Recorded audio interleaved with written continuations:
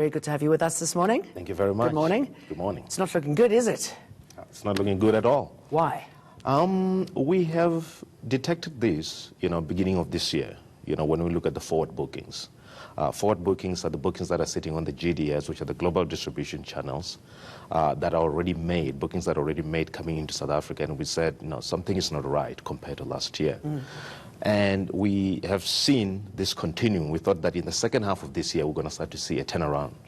We saw a little bit of it, but it's not sufficient. Why did you think there'd be a turnaround? We thought that, people will delay their booking. If you look at the European markets, there's issues of Brexit and, the slowing economic growth in other markets. We thought that people will be more comfortable in the second half of the year, to say, well, things are settled. We can then, decide where we want to travel. So that has not happened.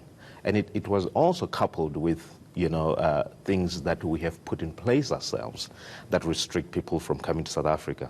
We saw this, recently I was in Switzerland, Austria, Germany, and the UK, talking to the trade. And they keep raising issues of, birth certificate for children. They will rather choose to go to a destination that will not restrict them than coming to South Africa. So if it's a single mother, it's a lot of time and paperwork and visas as well, right? Absolutely, and it's costly for them. Yeah. So if you find a woman with a child and then the husband has run away, so if they want to travel, then they start to say, well, should I go and do all this paperwork, or should I just go to East Africa? But we've known this for so long. I mean, it's absolutely, and we've made some adjustment into it, but it's not sufficient. It's not enough, from what we got from overseas market. So those are some of the quick things that we can do now, to sort of turn around the market. There is, however, issues of crime in the country, xenophobic attack. We're going to even see more negative growth from what we're seeing in our books, coming the next 6 months because of what happened, in the past few weeks. I was going to ask you about that. I mean, it just paints a pretty dire picture of the country, doesn't it? And even if you want to say to them it's restricted, well, actually it's not. I mean, you could be mugged anywhere and, worse. How do we change that image? Look, we're going to have to do a lot of work. Our image, internationally is tarnished. Yeah. If you talk to a lot of people, a lot of tour operators, who had faith in us. Remember, we've been operating in this business for the past 25 years and even more, with issues of crime, we've been navigating as an industry. Now, with the advent of social media, where everyone can report what's going on outside of the context, it becomes even more difficult. So we're going to have to work even harder. Our PR have to be even more robust. Our online presence has to be more robust so that we can counter the messages that are going into the market.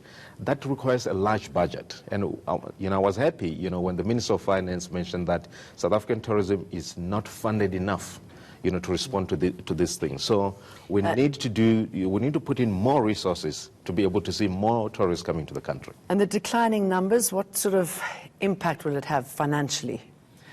Look, we have seen, with major hotel groups reporting that, the occupancy rates are going down. So if the occupancy rates are going down, it may mean in the future, if we don't turn around this market, or especially the key markets that we have, we may look in the future, not now, issues of, job losses. So we need to protect this industry because job losses is not an option for us. We have promised that we want to grow this industry, double it up by 2030 to 21 million, and therefore creating 2 million additional jobs. So by creating additional jobs, we create a stable country. By creating a stable country, tourism can thrive.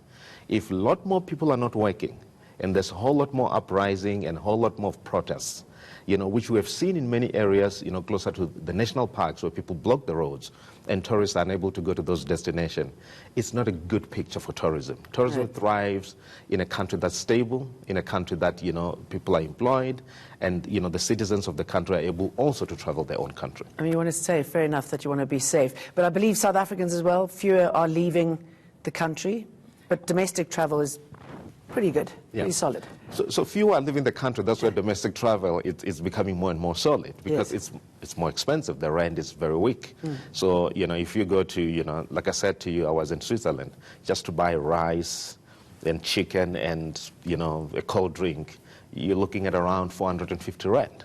Insane. So it's not something that we as South Africans can afford when we go to those markets. So fewer and fewer people are traveling out, which is good for domestic tourism. We need to explore our own country. We need to make sure that, you know, we understand our country in full. You know, today is World Tourism Day.